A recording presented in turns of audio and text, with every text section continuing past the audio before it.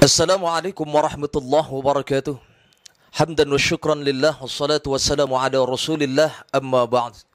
Saudara-saudaraku yang dirahmati Allah subhanahu wa ta'ala, ada seorang perempuan bernama Ummu Zafar atau Asy-Syu'airah Al-Asadiyah. Ini beliau adalah seorang perempuan pengidap penyakit epilepsi. Suatu saat beliau ini datang ingin berjumpa atau bertemu dengan Rasulullah sallallahu alaihi wasallam. Dan maksud tujuan dari perempuan ini tidak lain adalah untuk meminta didoakan oleh Rasulullah agar penyakitnya ini diangkat oleh Allah subhanahu wa ta'ala. Lalu kemudian Ummu Zafar ini menyampaikan pesannya kepada Rasulullah, "Ya Rasulullah, saya ini punya penyakit epilepsi yang ketika saya pingsan, saya tidak bisa mengontrol diri hamba ya Rasulullah. Bahkan saat itu saya merasakan aurat saya terbuka begitu saya menyadari terjaga dari pingsan saya. Saya mohon kepadamu ya Rasulullah, engkau adalah kekasih Allah yang saya yakin ketika engkau bermunajat kepada Allah, maka insya Allah permohonanmu dan mintamu akan dikabulkan oleh Allah. Untuk itu ya Rasulullah, mohonkan doa kepada Allah agar Allah mengangkat penyakitku ini." Lalu kemudian Rasulullah menjawab kepada perempuan ini, "Wahai Ummu Zafar, aku bisa saja mendoakan kepada Allah terhadap Allah agar mengangkat penyakitmu ini. Namun ketahuilah, andai kata engkau sabar dengan sakit yang kau alami ini, maka insya Allah jaminanmu adalah surga."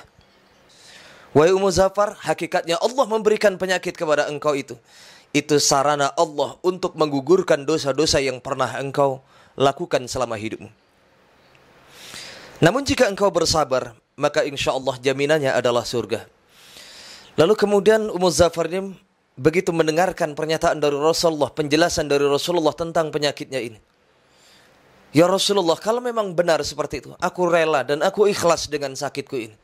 Namun mohon ya Rasulullah, mintakan kepada Allah agar supaya Allah menjaga kehormatanku.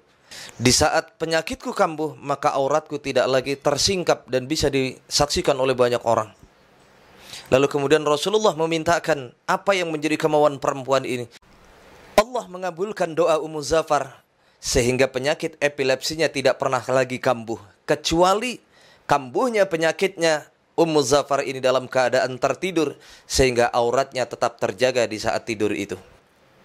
Subhanallah, begitu hebatnya rahmat Allah ketika Allah memberikan penyakit kepada setiap manusia. Jika dia sabar dengan penyakit yang Allah berikan, maka insya Allah itulah sarana Allah untuk menggugurkan dosa-dosa yang selama ini kita kerjakan.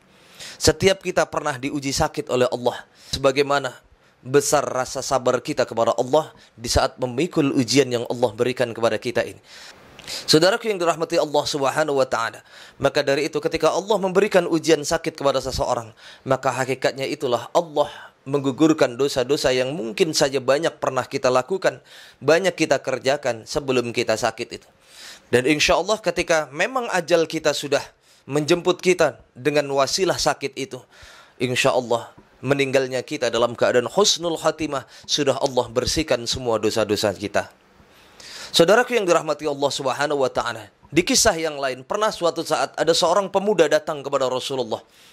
Pemuda ini menangis di hadapan Rasulullah dan mengadu kepada Rasulullah, "Ya Rasulullah, aku pernah mendengarkan apa yang engkau sampaikan kepada kami. Ketika Allah memberikan ujian sakit kepada manusia, maka disitulah Allah akan meruntuhkan dosa-dosa kita. Saya takut ya Rasulullah. Saya khawatir Allah tidak sayang lagi kepadaku, sebab Allah tidak lagi memberikan aku nikmat, yaitu nikmat sakit." "Ya Rasulullah, bagaimana ini ya Rasulullah? Aku khawatir tidak kunjungnya aku sakit ini membuat dosa-dosaku semakin bertumpuk di hadapan Allah subhanahu wa ta'ala." Subhanallah. Berbeda dengan kita pada umumnya, ketika kita diberikan ujian sakit oleh Allah, cenderung hati kecil kita mengatakan Allah tidak lagi sayang kepada kita. Cenderung hati kita selalu seuzon kepada Allah, bahwasanya ini adalah bentuk murka Allah kepada kita. Ketahuilah wahai saudaraku yang dirahmati Allah subhanahu wa ta'ala, ketika Allah ingin mengangkat derajat hambanya, maka Allah akan uji terus menerus sesuai dengan kadar dan tingkat keimanan hambanya tersebut. Insya Allah ketika Allah memberikan ujian kepada kita, itu salah satu bentuk kasih sayang Allah dan niscaya Allah akan mengangkat derajat kita semuanya. Saudaraku yang dirahmati Allah Subhanahu wa taala, inilah hebatnya para sahabat yang begitu mantap keimanannya kepada Allah dan meyakini segala sesuatu yang datang dari Allah, maka tidak ada yang datang secara sia-sia. Ada hikmah di balik apa yang Allah berikan kepada kita. Sebagaimana Allah Subhanahu wa taala berfirman di dalam surah Asy-Syarah, "Fa inna ma'al usri yusra, inna ma'al usri yusra."